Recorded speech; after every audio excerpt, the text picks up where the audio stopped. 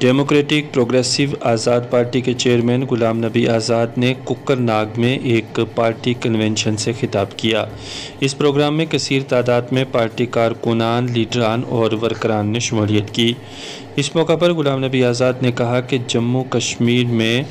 ہماری پارٹی اگر اقتدار میں آتی ہے تو یہاں پر لوگوں کو مفت میں بجلی فراہم کی جائے گی۔ اس کے علاوہ ہر فیملی کو 50 کلو فری میں راشن ہر مہینے پرووائڈ کروایا جائے گا۔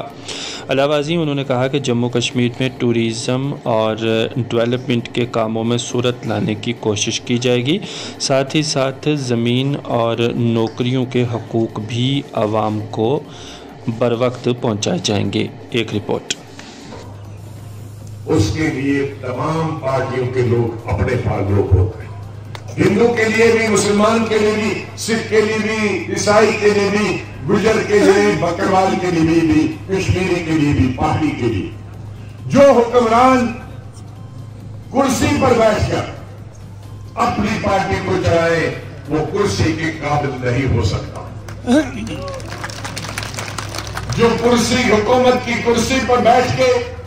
ایک ہی مذہب یا ایک ہی کنبے یا ایک ہی فرقے کی طرفداری کرے وہ حکومت بنانے کے قابل نہیں۔ اللہ تعالیٰ کی حکومت پوری دنیا پر ہے، پوری کائنات پر، انسانوں پر بھی ہے، جانوروں پر بھی ہے، مچھلیوں پر بھی ہے،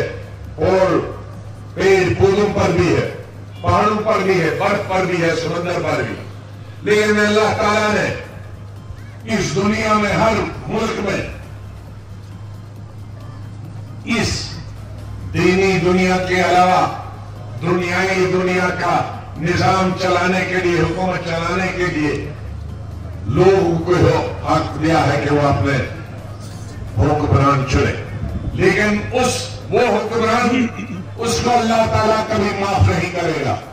جو اس امانت کی، اللہ کی دی ہوئی امانت کو، عوام کی دی ہوئی امانت کو خیانت کرے، اس کو مذہب کی بنیاد پر، اس کو علاقے کی بنیاد پر، اس کو طبقوں کی بنیاد پہ بانٹے، اور انسان اور انصاف بھی طبقوں اور مذہب کی بنیاد پہ بانٹے۔ تھوڑی سی زمین کہیں انہوں نے لی تھی، کشمیری ہمارے غریب بھائی، انہوں نے بھی تھوڑی تھوڑی زمین، چاہے وہ گھاس چرائی تھی، چاہے وہ جنگلات کی زمین تھی۔ آج سے 100 سال 200 سال پہلے جب ہم بھی، میرے دادا اسی کوکر ناگ سے، ناگم سے، یہاں سے ڈوڈا چلے گئے، رامبن کا یہ بانہال حصہ، یہ سب جو پرانا اننت ناگ تھا جس میں سارے ساؤتھ کشمیر کے 4 ضلع تھے، یہیں سے گئے ہیں، چاہے وہ کشمیری تھے یا گجر بھائی تھے۔ اس لیے